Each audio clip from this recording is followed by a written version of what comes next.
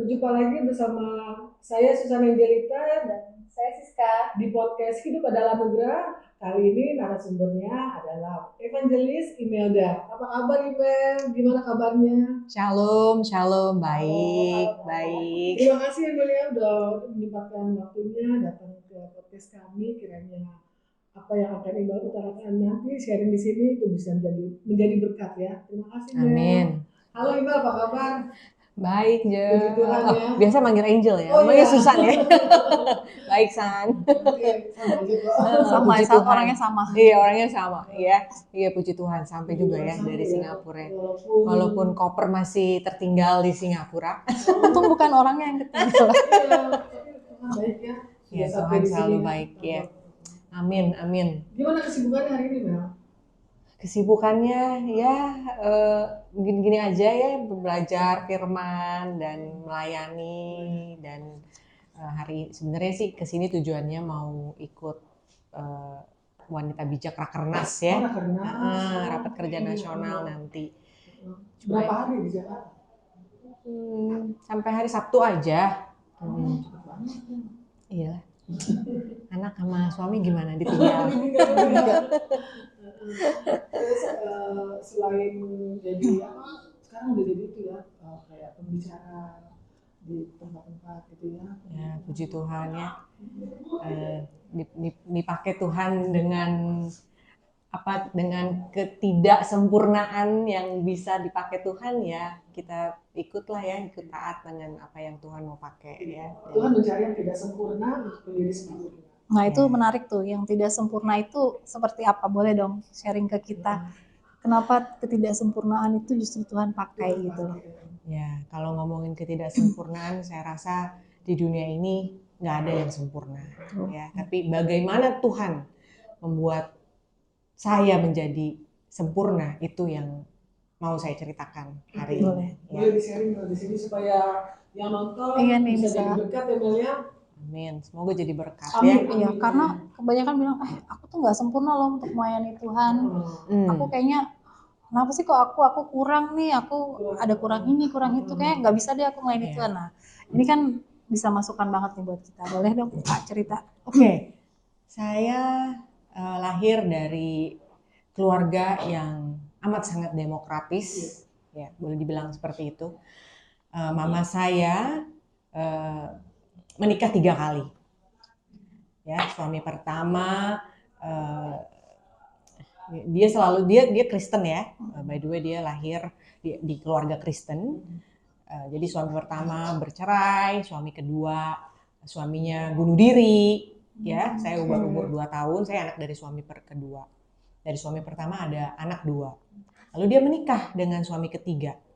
Waktu dia menikah dengan suami ketiga ini dia jadikan istri kedua gitu ya. Tapi ya puji Tuhan, papa tiri saya walaupun dari agama yang berbeda, tapi dia amat sangat menyayangi anak-anak mama saya ya. Dan dia tidak pernah memaksakan agama dia lah gitu ya. So saya bertumbuh ya menjadi dewasa di dalam lingkungan keluarga seperti ini. Opa saya gitu ya, itu juga seorang penetua gitu ya di Bandung, terus paman saya juga pendeta di Bandung gitu ya. Jadi saya tuh dulu sekolah juga sekolah Kristen gitu, tapi kan nggak baca Alkitab gitu ya, nggak ini, cuman satu buku aja yang saya baca itu buku Mazmur. Nah dari kehidupan itu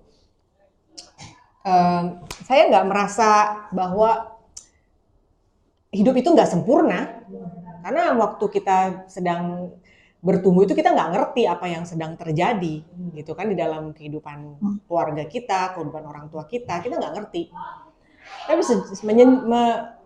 menanggung ya semuanya itu menjadi dewasa ya, melihat keadaan di rumah, saya baru merasa bahwa saya tidak mempunyai ayah ibu seperti teman-teman saya.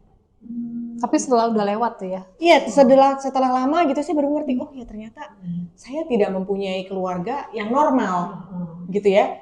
Mama papa saya bukan dari satu, dan saya bukan lahir dari mama papa ini gitu loh. Ya. Jadi banyak intrik di belakang. Iya. Jadi dari situ dengan saya bertumbuh dengan seorang ibu yang boleh dikatakan patah, tapi dia menjadi kuat karena dia harus menghidupi anak-anaknya, gitu ya.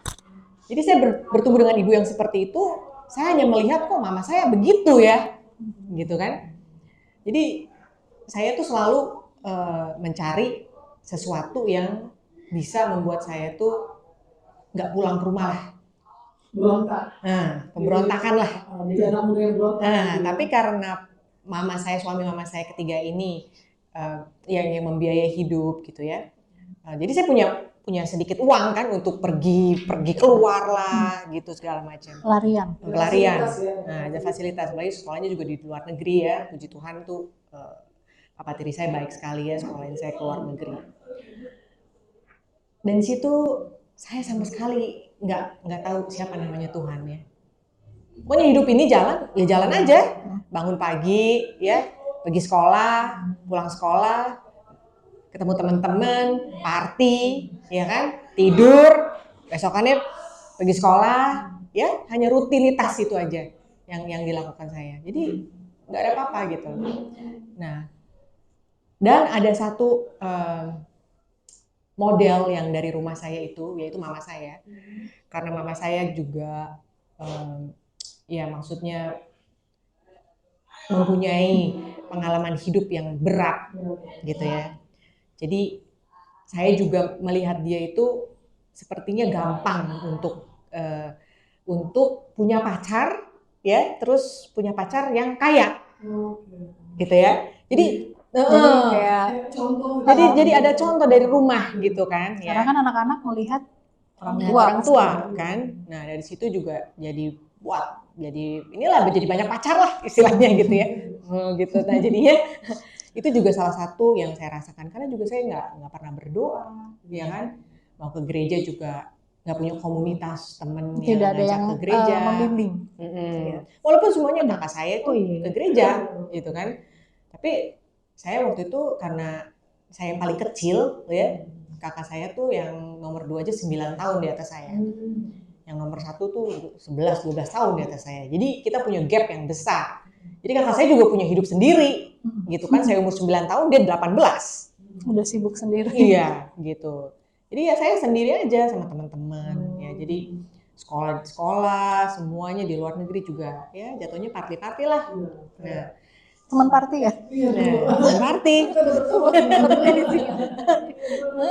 Tapi ya, Dulu ya masih muda. ya ternyata nggak menemukan apa-apa. Ya. Kosong. Malah menemukan semakin banyak kesakitan di dalam. Ya, semakin banyak kesakitan. Cuman karena pada saat itu kita nggak tahu bahwa kita tuh sakit. Ya kita nggak berasa. Biasa aja normal aja. Karena kan kita sama teman-teman kan. Kita merasa semua teman-teman kita sama kita gitu loh. Menjalani hidup tuh kayaknya fine-fine aja gitu ya, mending fine-fine jalan aja. biasa aja. Gitu. Padahal itu jiwa saya sedang kesakitan sekali. Tapi nggak berasa karena kita berpikir ini normal gitu. Iya. Kita jalanin normal. Iya, dan di selain itu pun saya mempunyai kecenderungan cemburu sama temen yang punya orang tuanya baik.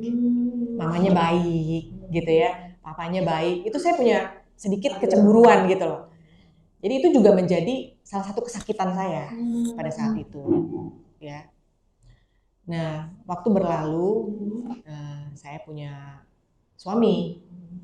Nah, waktu saya habis menikah itu, tiba-tiba saya tuh sakit keras, gitu. Jadi sakitnya tuh gini sebenarnya.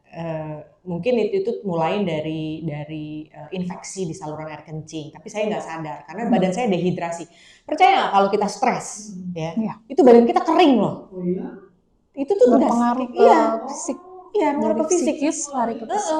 Jadi pada situ nggak berasa tuh. Jadi saya tuh udah mengalami dehidrasi berat ternyata. Karena pada saat kita masih sakit, ya kita mencari obat untuk kesakitan kita, tapi bukan obatnya belum bener gitu ya. Jadi yang sakit itu bukannya makin bener malah makin infeksi.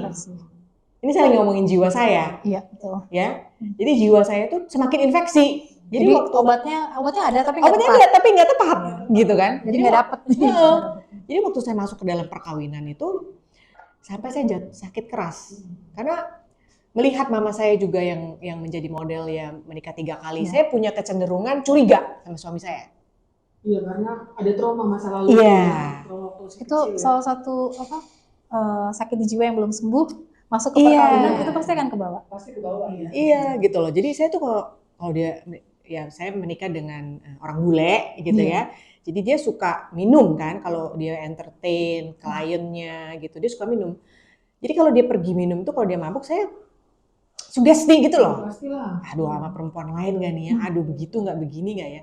Sebenarnya itu pikiran karena dari jiwa saya yang masih sakit. Trauma ya, melihat kejadian sebelum-sebelumnya yang belum beres lah. Kadang-kadang kita masuk perkawinan berharap akan ada kesembuhan di perkawinan, akan ada penyembuhan juga kita, tapi ternyata enggak. Iya, wah parah sekali lah itu siapa Siska dan Susan. Saya tuh anak pertama pun saya masih ngerokok gitu ya, masih party gitu ya. Saya ingat banget ya anak pertama saya tuh pernah ngelihat saya ngerokok di balkoni gitu ya. Dia bilang, "Mam, saya nonton TV loh, Mam. Ada iklan rokok gitu ya." Dia bilang, "Itu Mama nanti bisa sakit katanya, bisa meninggal gitu nanti lama-lama. Jangan ngerokok lah, Mam." Dia baru umur 7 tahun waktu itu. Tapi karena kesakitan kita yang di dalam ini ya belum sembuh, jadi orang ngomong apapun kita nggak bisa denger. Bahkan itu anak kita sendiri yang ngomong. Tapi kalau sekarang saya ingetin, saya baru berasa, aduh, begitu tulinya saya gitu loh, nggak bisa denger sama sekali. Gitu. Ya itu terus berlalu sampai saya sakit. Nah pada titik sakit itu, Tuhan tuh, sekarang saya tahu itu Tuhan. Kenapa? Karena waktu saya hamil mau melahirkan anak pertama, saya ketemu satu orang di rumah sakit. Jadi kita lagi check up nih, gitu kan, mau melahirkan karena kita diinduksi ya, anak pertama itu diinduksi. Saya ketemu orang ini, orang Indonesia, gitu. Ngobrol, anak kita lahir tanggal yang sama, dokter yang sama, dan dia ternyata guru sekolah minggu. Nah, jadi saya berteman lah sejak itu sama dia karena anak kita sama. Jadi suami kita tuh nungguin berdua di depan gitu, ya. It's bener-bener lucu kalau Tuhan. Saya sekarang baru tahu itu dari Tuhan, semua jalan Tuhan ya. Nah dari situ karena saya jadi berteman sama orang ini gitu ya. Anak kita pun dari umur 1 tahun sampai umur 12 kalau nggak salah. Tiap tahun kita merayakan ulang tahun bersama-sama. Lahirnya barengan. Nah, teman saya ini guru sekolah minggu kan. Nah, pada waktu saya masuk rumah sakit, itu anak pertama saya udah umur 6 tahun. Yang kedua baru umur 1 tahun. Jadi dia lihat saya di rumah sakit, dia bilang, "Mel, saya masih minum obat ya, treatment gitu ya, 3 bulan. Terus dia bilang, "Mel, boleh nggak saya bawa anak kamu ke sekolah minggu?" Dia bilang gitu, daripada di rumah hari Minggu nggak ngapa-ngapain gitu kan. Jadi dia rajin tuh. Dijemput, anak saya yang nomor 1 pun dijemput, bawa ke sekolah minggu. Jadi dia tuh istilahnya dia ninggalin, seharusnya dia tiap hari Minggu tuh makan sama mertuanya. Dia tinggalin. Buat ngajak anak saya ke sekolah minggu, nganter jemput lah istilahnya ya. Sampai pada satu hari, saya udah selesai treatment, dia bilang, "Mel, boleh nggak? Sekarang kan udah baikan nih," dia bilang gitu. "Jemput dong," dia bilang, anaknya di gereja. Itu saya tuh udah lama saya nggak ke gereja. Ada kali saya tinggalin gereja. Saya dulu ke gereja sama mama saya ya, gitu. Mama saya bawa saya ke gereja setiap minggu. Tapi sejak dia menikah dengan suami ketiga karena beda agama, jadi dia ikut agama suaminya ya. Jadi udah nggak ada yang ngajak saya ke gereja lagi. Bahkan ada yang ngajak ke gereja juga udah nggak mau gitu ya, udah ngapain lah gitu kan. Udah. Terus saya datang ke gereja, maksud saya mau jemput anak saya. Tapi karena saya nggak pernah ke gereja, nggak tahu di mana ruangan sekolah minggu. Jadi saya masuk ke gereja itu, tahu-taunya saya di depan sanctuary. Jadi sanctuary itu gereja umum ya, gereja utamanya gitu ya. Pintu tuh terbuka, besar, saya berdiri. Itu orang baru pada masuk, baru pada duduk, dan pendetanya tuh baru buka gitu, baru greetings ya, baru kasih greetings. Terus pendeta itu ngomong, ini ya saya berdiri nih di depan pintu terbuka itu, saya tuh ngeliat, oh ini gereja utama ternyata. Di pikiran saya, sekolah minggunya di mana gitu kan ya. Pas saya lagi pikir begitu, itu kedengeran saya ya.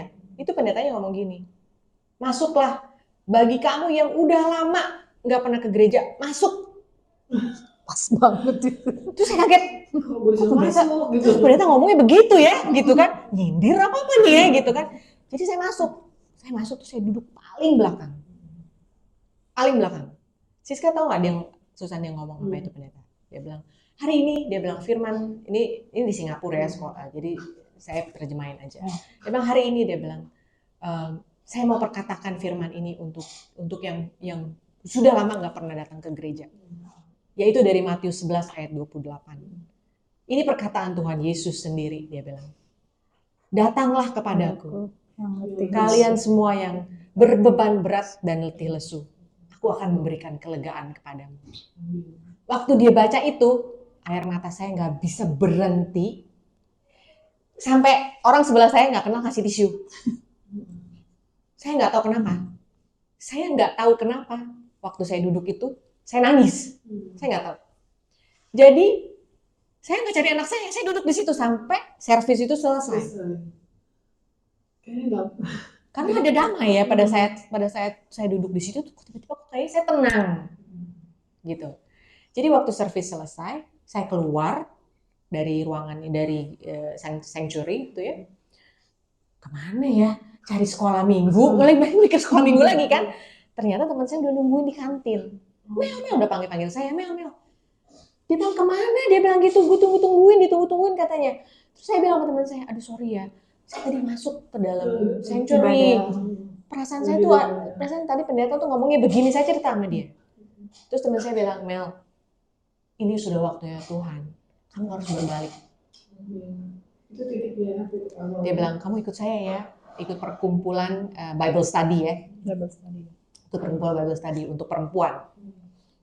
Jadi saya ikut aja kan, saya nggak tahu apa-apa gitu loh. Itu pada saat itu, saya tuh lagi nunggu hasil diagnosa saya punya ginjal. Jadi ginjal saya tuh udah kena infeksi. Gitu, dan dokter tuh menemukan 4 titik dari bladder saya ke ginjal saya. Ini kita ngomongin 14 tahun yang lalu ya. Saya lagi tunggu hasil itu. Jadi saya ikut Bible Study. Tahu nggak? Waktu saya terima hasil, karena dokter udah bilang, oh kita mesti cek apakah ini kanker, tumor, atau hanya cyst, atau hanya sariawan, ulcer, gitu kan. Udah, saya bilang, ya udahlah, whatever is this kan, apa aja saya datang. Wah, dia bilang, ini cuma sariawan, udah pakai antibiotik juga kamu udah sembuh. Dia bilang gitu, asal kamu mesti, dokternya bilang gini, asal kamu mesti ganti kamu punya lifestyle. Cara hidup kamu harus kamu rubah. Dari situ saya belum tahu apa-apa, tapi saya udah mulai ikut Bible Study. Kalau di sini mungkin komsel ya, dibilangnya ya. Bible Study juga. Bible Study gitu. Di dalam Bible Study itu semuanya itu orang yang udah lebih tua dari saya, senior. Kayaknya saya sama teman saya yang paling muda. Gitu loh. Jadi mereka tuh mendengarkan setiap hari saya ngobrol, datang, saya curhat, cerita. Mereka mendengarkan, mereka mendoakan. Ya, mereka saya merasakan banget lah ada satu kasih ya. Ada satu Menemukan kasih. Iya, ada sesuatu yang kayaknya saya nggak pernah terima selama hidup saya gitu. Ya. Jadi saya terus di situ. Dari situ suami saya, karena suami saya itu orang bule tuh selalu maksudnya mau sama-sama lah gitu ya kalau hari Minggu ya. Jadi kan saya udah mulai ke gereja tuh tiap minggu. Jadi dia tuh kalau habis entertain apa-apa tuh dia tetap ikut sama saya pagi, tapi kan mulutnya bau alkohol ya gitu.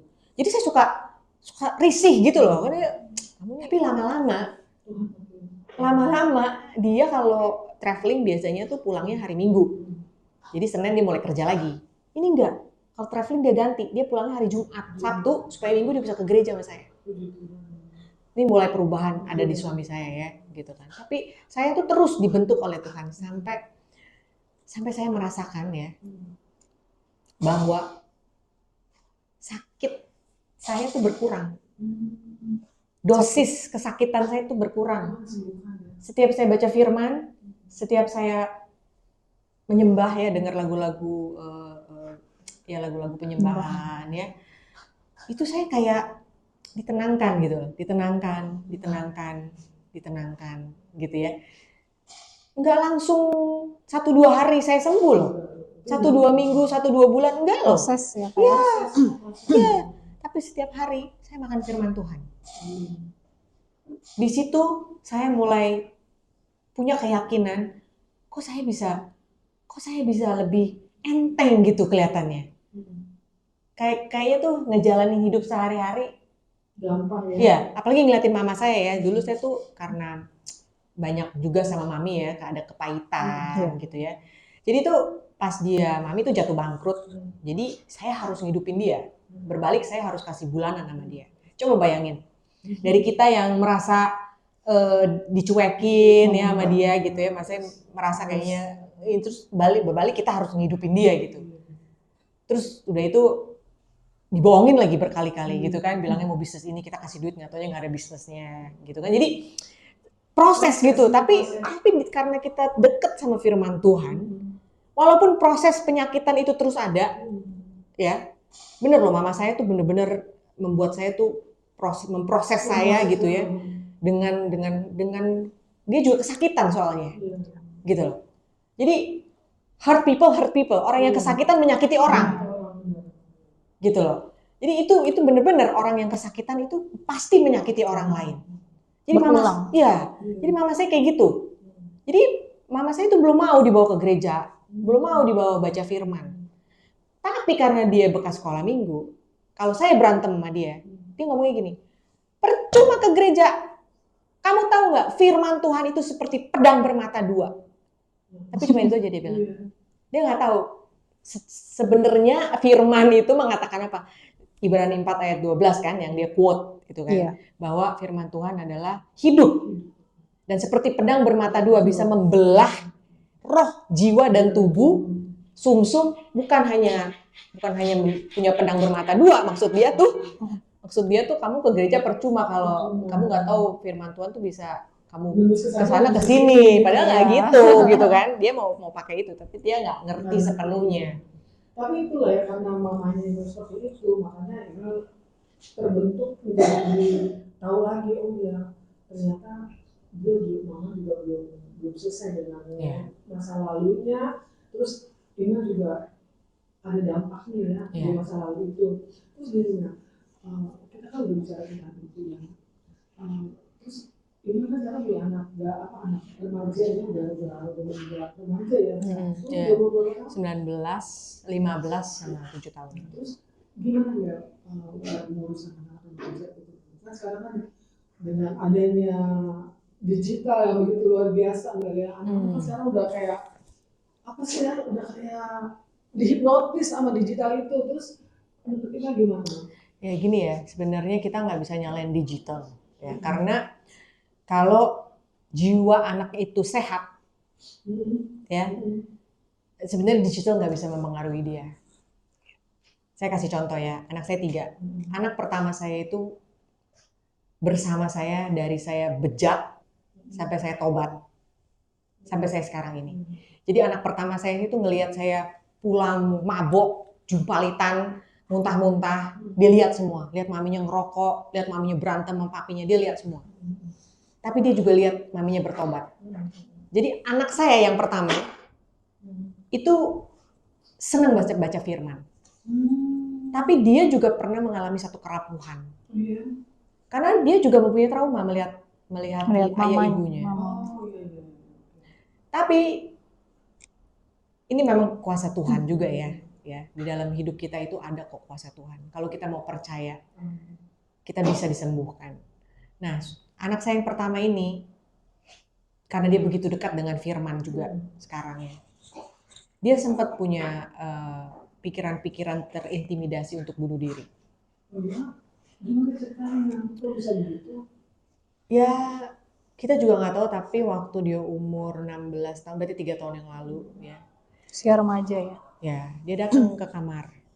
Dia bilang, "Mah, saya mau bicara tapi nggak mau bareng-bareng mama papa gitu." Terus dia ngomong sama saya dulu, dia bilang, "Mam, pikiran saya tuh kayaknya mau buat saya bunuh diri terus." Mungkin ada suara-suara yang Hmm. bikin dia mau bunuh diri, Ya. bunuh diri itu bisa Sampai dia nangis loh. Dia nangis. Saya bilang, kok aneh ya? Dia ke gereja, dia baca firman Tuhan, tapi dia bisa terintimidasi. Gitu kan? Saya tahu nggak? Saya tuh sampai, karena saya ingat, saya pernah berdoa satu pagi, saya dengar suara setan ngomong. Saya tahu itu suara setan, karena ngomongnya gini, "Aku akan ambil anak pertama kamu." Saya tengking. Saya bilang, dalam nama Yesus Kristus, anak pertama saya, anak kedua saya, anak ketiga saya, milik Yesus Kristus. Saya tengking kamu. Saya lagi berdoa loh pagi-pagi. Terus anak 3 bulan kemudian anak saya ngomong gitu. Terus jadi saya ingat gitu kan. Terus langsung saya bilang, kamu harus counseling. Harus cari Kristen. Tapi Kristen counseling. Dia ngomong juga sama papanya. Tapi bener ya, itu yang namanya firman Tuhan itu. Makanya orang yang nggak punya kepercayaan akan Alkitab, akan firman Tuhan, itu nggak akan punya hasrat untuk buka. Tapi kalau orang yang sudah mengalami, mendengar, dan merasakan, dia akan mencari. Dan manusia itu kalau belum merasakan kesakitan, yang benar-benar kesakitan, belum dihajar. Iya, jarang yang mau cari firman Tuhan. Nah waktu itu anak saya akhirnya counseling, puji Tuhan udah sembuh. That means sekarang ini pun kita masih pemuritan, ya, masih melakukan pemuritan sama dia, gitu kan. Cuman saya udah lihat perbedaan, dia mulai confident, mulai punya confident, gitu ya. Dulu dia suka ngurung di kamar.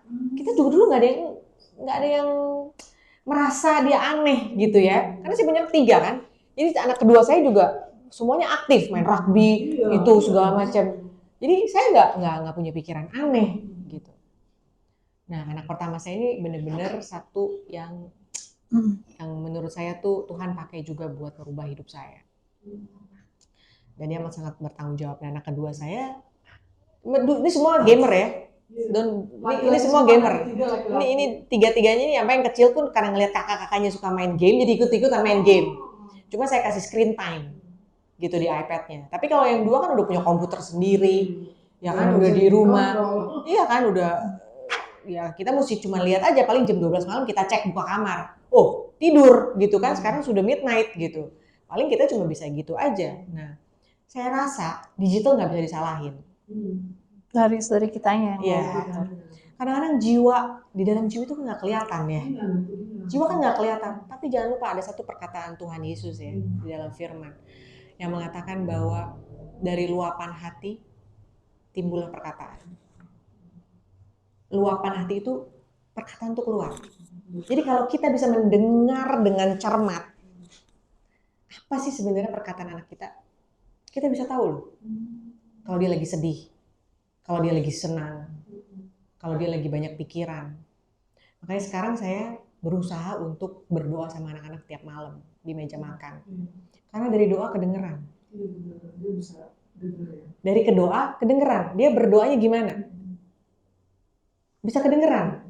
Jadi misalnya anak saya yang pertama gitu, kalau misalnya dia khawatir tentang examnya misalnya, itu dia berdoanya akan seperti itu. Anak saya yang kedua misalnya khawatir tentang apakah dia bisa masuk ke kompetisi kompetisi rugby gitu kan, kedengeran di doanya. Bahkan yang kecil pun ketahuan gitu loh. Jadi saya berusaha untuk setiap malam tuh gitu. Jadi digital itu kita nggak bisa salahin, ya. Tapi kondisi dan pemuritan di rumah kita itu yang kita mesti perketat. Digital. Jadi orang tua yang harus lebih peka. Ya. Ya kalau anak-anak sekarang nggak punya TikTok misalnya atau apa gitu, udah nggak up to date gitu ya. Karena memang lingkungan mereka, kehidupan pendidikan pun semua ada di situ. Jadi nggak bisa lepas. Iya. Jadi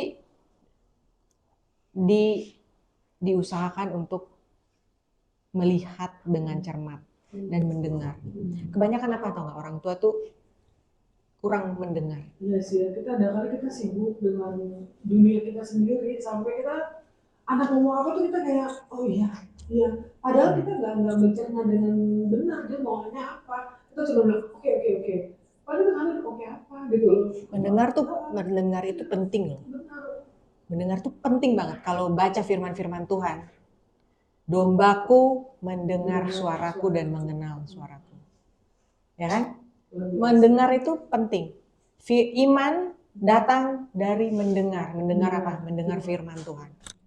Nah kan orang tua kebanyakan pengennya anaknya dengerin orang tua, Iya. tapi kitanya kurang peka untuk mendengar. Ya, sama. Saya juga dulu gitu.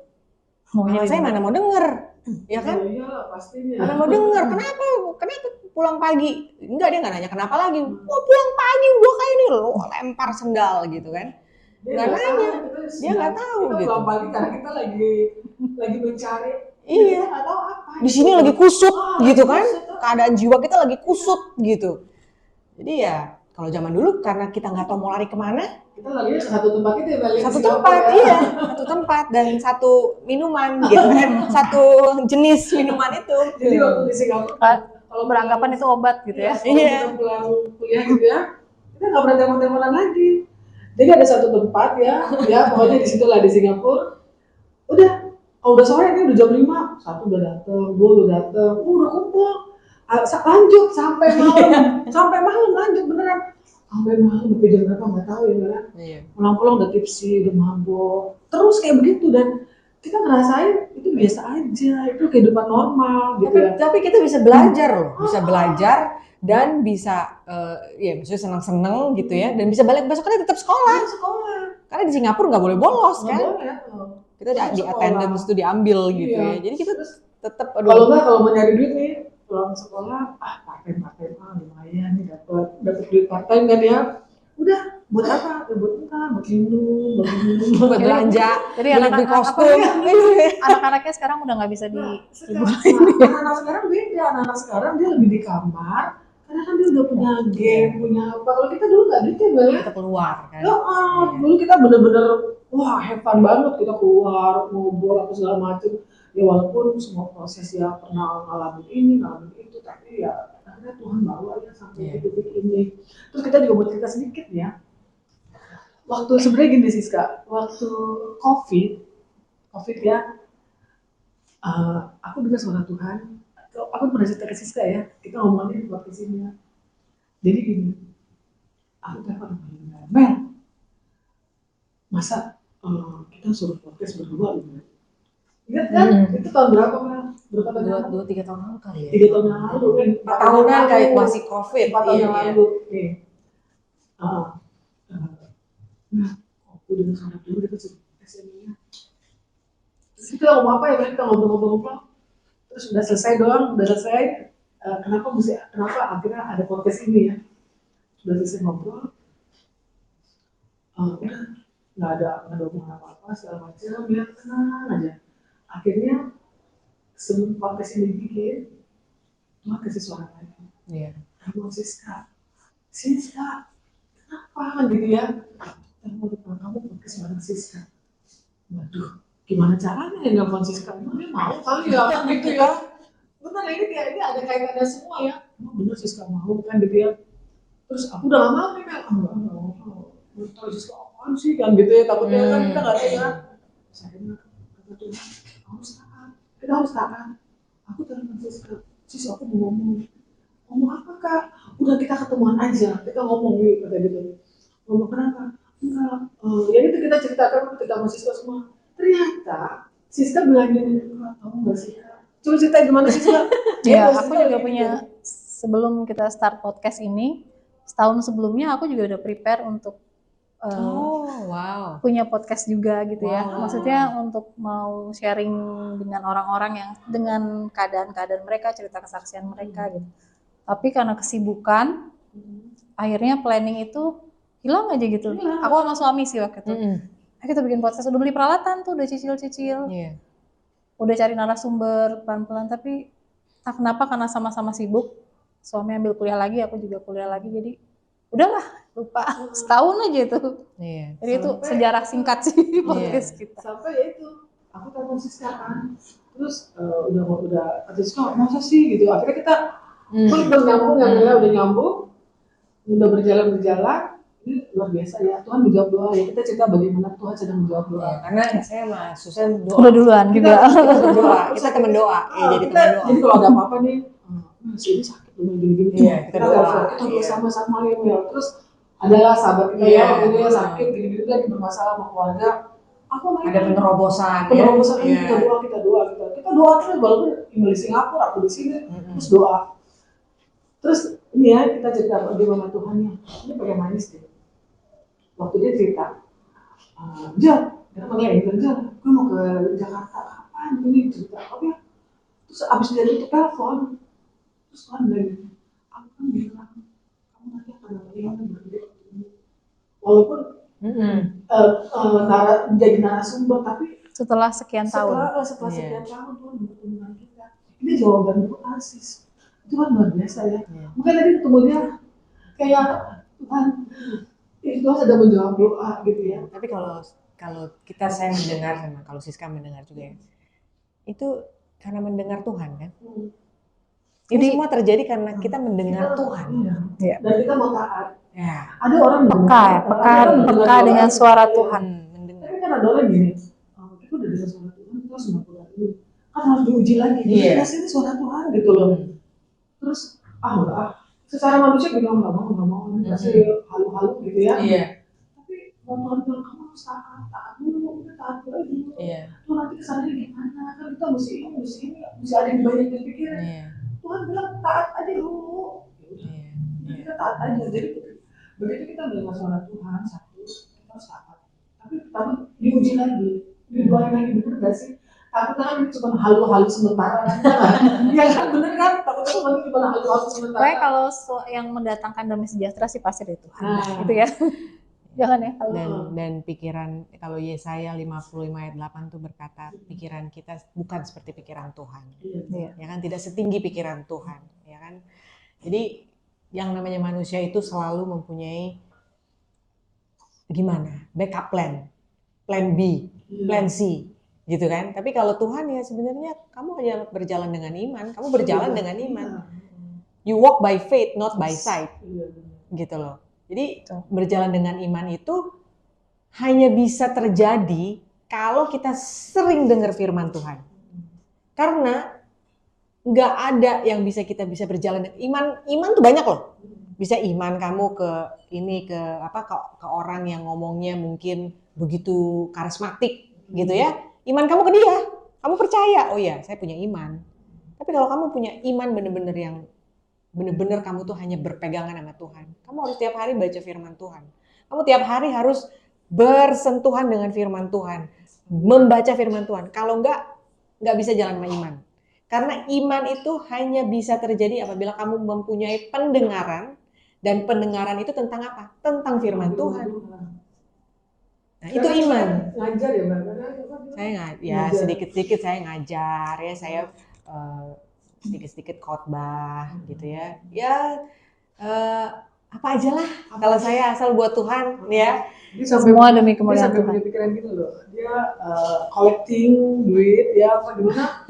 Terus dia bantu sekolah-sekolah yang ada di ujung sana lah ya, di Indonesia ya. Dia punya hati seperti itu. Dia collecting, terus dia bantu sekolah-sekolah yang susah. Dia bantu. Sebenarnya gini ya, kalau kita nggak ada manusia. Tadi kita bermulai dengan ketidaksempurnaan. Ya, nggak ada yang sempurna. Tapi pada saat kita merasa kita tidak sempurna dan kita mempunyai seseorang yang membuat kita sempurna, kita nggak akan bisa berhenti mencintai orang itu. Iya benar. Amin. Aku jadi keingat Rasul Paulus bilang yang dia menderita sakit. Kan ada momen Paulus itu menderita sakit penyakit ya. Yang dia bilang ada duri dalam bukan. Ya itu ya. Ya duri dalam daging. Dan saat dia berdoa lalu ada dilepaskan. Iya, dibilang bahwa justru dalam kelemahan ada ayatnya itu kan. Ada ayatnya kayak justru dalam kelemahan disitulah kuasa Tuhan sempurna. Ya, jadi kita semua nggak ada yang sempurna di dunia ini. Pasti kita mempunyai cacat-cacat ya. Entah di dalam keluarga, entah di dalam perkawinan kita sendiri, entah di dalam bisnis kita, pasti ada. Karena ini dunia ini sudah menjadi tidak cacat karena Adam dan Hawa jatuh ke dalam dosa. Karena dosa. Ya kan? Jadi kalau kita nggak bisa, makanya nggak bisa jadi orang Kristen, oh saya sempurna, saya lebih sempurna dari dia, itu menjadi keangkuhan. Jadi bukan menjadi kasih kepada orang, bukan menjadi belas kasihan kepada orang, tapi menjadi keangkuhan. Karena merasa saya sudah menjadi sempurna, saya lebih baik dari dia. Bukan, kita sebagai orang Kristen justru kita harus lebih, karena kita mengetahui kita tidak sempurna. Karena kita mengetahui dosa-dosa kita tuh banyak. Dan kita nggak bisa menebus dosa-dosa kita. Hanya karena satu orang yang mau pergi ke kayu salib, mati, disiksa, ditelanjangin, dipermalukan, diludahin. Cuman buat kita loh. Sampai kita bisa jadi sembuh, sampai kita bisa jadi kuat, sampai kita bisa disebut anak-anak terang. Di dunia yang gelap seperti ini, coba lihat. Dunia tuh sekarang udah gelap. Orang yang di dalam kegelapan akan merasa bahagia karena mereka orang gelap. Tapi kalau orang yang bukan orang gelap, dia nggak mau tinggal terus dalam kegelapan. Dia pasti mau cari sesuatu yang terang. Jadi nggak ada yang sempurna di dunia ini. Tapi karena kita mempunyai seseorang yang membuat kita sempurna, saya nggak bisa berhenti mencintai dia. Di dunia ini, semua orang perlu juru selamat. Semua orang. Dalamnya. Panjang nih kayaknya. Semua orang. Jadi ya itu aja sih.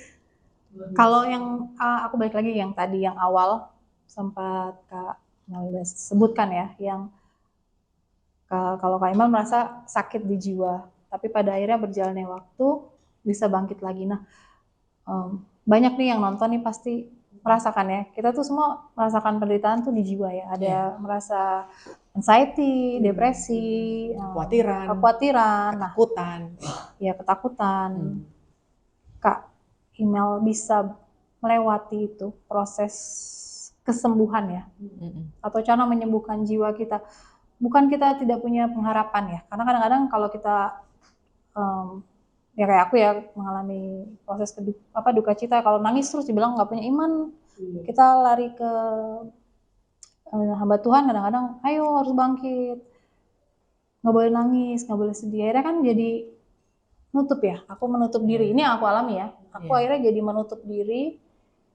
Aku nggak boleh nangis terus, jadi aku ke gereja ya, tapi jiwaku aku merasa kadang-kadang masih merasakan itu, depresi, trauma, apalagi trauma masih aku rasain. Nah, kalau sharing dari IML sendiri gimana?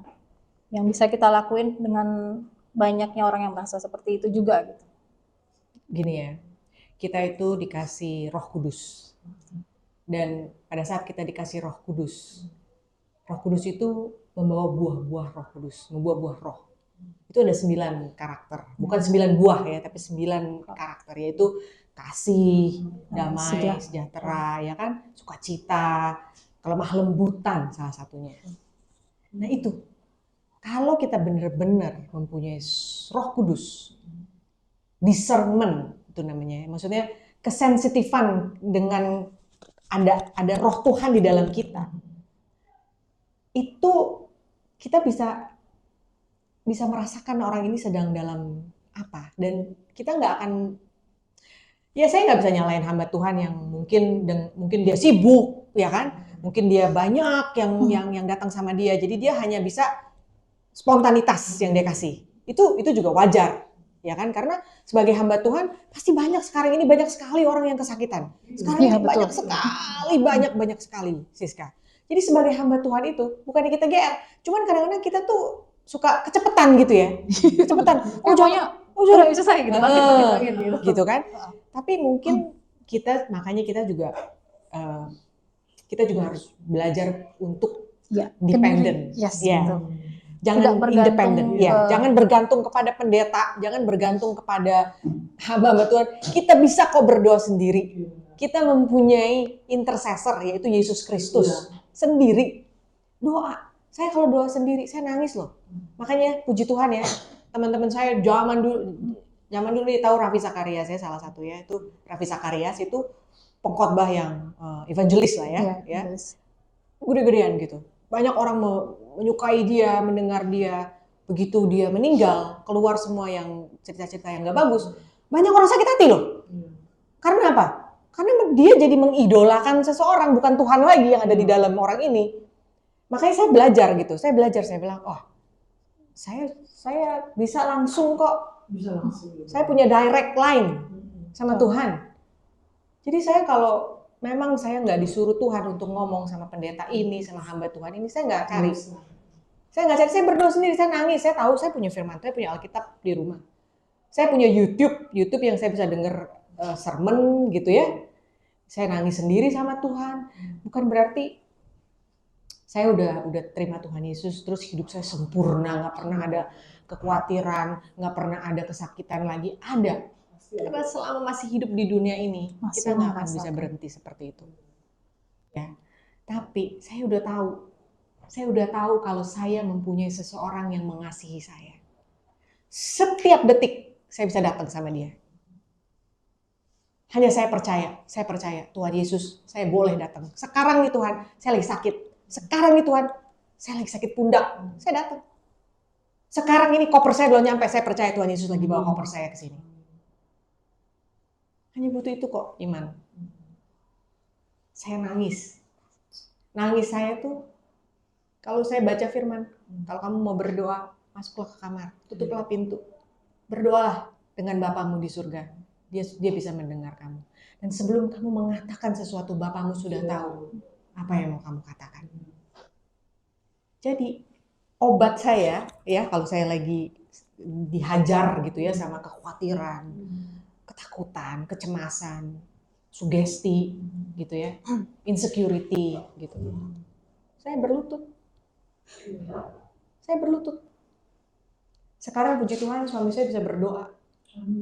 Saya bisa berdoa sama dia. Nyangka ya, bisa cinta Yesus begitu luar biasa. Dia lihat Tuhan di dalam saya. Bukan saya yang bawa, bukan saya yang merubah dia, tapi Tuhan yang di dalam saya yang merubah dia. Tuhan yang di dalam saya, Tuhan yang mengasihi saya yang merubah dia. Kan seperti ada firman Tuhan ya, saat orang bertobat maka Satu isi rumah akan diselamatkan ya, dan itu sudah digenapi ya. Dalam kehidupan. Nih Siska ya, kenapa orang jarang mau berdoa sama Tuhan sendiri? Karena mereka nggak bisa lihat Tuhan. Dia mendingan lihat pendeta, mendingan lihat hamba Tuhan, karena dia lihat ada orangnya kan. Ada fisiknya ya. Padahal firman Tuhan itu udah jelas. Aku ada di dalam kamu. Ya, udah paling intim sebenarnya. Tinggal di dalam kamu, tinggallah di dalam aku. Yohanes. Dalam buku Yohanes, Yesus berkata. Jadi kita tinggal datang langsung sama Tuhan. Menangis sama Tuhan. Nggak ada yang denger kok, nggak usah direkam. Ya kan? Tinggal nangis, Tuhan, saya nggak kuat. Saya nggak kuat Tuhan. Hari ini saya benar-benar nggak kuat. Ya, benar-benar saya mungkin saya disakitin lagi ya sama. Ya kadang-kadang di pelayanan pun kita disakitin sama orang satu pelayanan, ya kan? Kita nggak boleh bilang sama orang, oh pelayanan oke, semua enggak. Kita pun saya pernah ngalamin dihajar sama orang satu pelayanan. Apa yang mau diperbuat? Mau marah? Nggak bisa kan? Saya nangis sama Tuhan. Orang bapak kita satu kok, nangislah ke bapak kita. Saya bilang, Daddy, itu teman saya, itu saudara my sister in Christ, hurt me. Tuh, saudara seiman saya menyakiti saya. Saya datang ke Bapak, ke Tuhan. Karena saya tahu Siska, kadang-kadang ya kita cerita masalah kita ke manusia. Mau itu pendeta, mau dia hamba Tuhan. Kalau dia, ya puji Tuhan kalau dia bisa jaga, ya dia baik ya. Tapi kan namanya manusia, ya kan? Dia bisa mungkin ketelepasan ngomong, mungkin apa, itu kan bisa membawa kita jadi punya masalah baru gitu istilahnya. Kalau saya bisa rahasia kita ya cuma Tuhan. Ada kali saudara juga kita ngomong sama saudara, diceritain lagi dengan saudara yang satu. Yang ada tadinya kita mau pengen apa ya, pengen jangan semua tahu, semua pada tahu. Ya, kalau kita berdoa sama Tuhan, Tuhan pasti berhasil kita kok. Bahkan dosa kita pun disimpan sama Dia, malah ditebus malah. Balik ke buku Kejadian. Kenapa Tuhan menciptakan manusia? Untuk persekutuan kok sama Dia. Iya, benar. Supaya dia bisa bersekutu dengan ciptaannya. Udah, itu aja. Jadi kalau kamu sedang berasa nggak enak ya, atau khawatir, atau cemas, atau mungkin takut berlebihan. Kalau saya masuk kamar mandi. Kalau saya ada di publik gitu, saya cari masuk kamar mandi. Ya Tuhan, saya takut ya, gitu loh. Ada apa ya Tuhan? Jaga saya Tuhan, lindungi saya. Engkau adalah yang maha besar. Saya perkatakan, Engkau adalah pencipta langit dan bumi. Saya perkatakan siapa Dia. Mel, terima kasih Mel ya sudah mau mampir di podcast kami. Kami percaya dengan apa yang sudah kita sharing tadi ya, banyak jiwa-jiwa yang di luar sana yang terluka atau mereka sedang membutuhkan apa yang mereka butuhkan. Dengan adanya dari sini sharing kami ya, mereka bisa jadi jawaban buat mereka ya. Ada firman Tuhan yang bisa dibacakan Mel? Ya ada ya, saya bawa dari 1 Korintus 1 ayat yang ke-22 ya. 25. Sebab yang bodoh dari Allah lebih besar hikmatnya daripada manusia, dan yang lemah dari Allah lebih kuat daripada manusia. Ingat saja saudara-saudara bagaimana keadaan kamu ketika kamu dipanggil menurut ukuran manusia. Tidak banyak orang yang bijak, tidak banyak orang yang berpengaruh, tidak banyak orang yang terpandang. Tapi apa yang bodoh bagi dunia dipilih Allah untuk memalukan orang-orang yang berhikmat. Dan apa yang lemah bagi dunia dipilih Allah untuk memalukan apa yang kuat. Dan apa yang tidak terpandang dan hina bagi dunia dipilih Allah. Bahkan apa yang tidak berarti dipilih Allah untuk meniadakan apa yang berarti. Supaya jangan ada seorang manusia pun yang memegahkan dirinya di hadapan Allah. Amin. Seperti awal kita bilang yang tidak sempurna, Tuhan akan bikin sempurna. Terima kasih Mel buat ayatnya, dan terima kasih buat waktunya datang ke kami, ke podcast kami Mel. Kiranya Tuhan Yesus memberkati Mel bersama keluarga tercinta ya. Terima kasih, sampai bertemu lagi di podcast selanjutnya. Tuhan Yesus memberkati. Thank you. Tadi boleh minta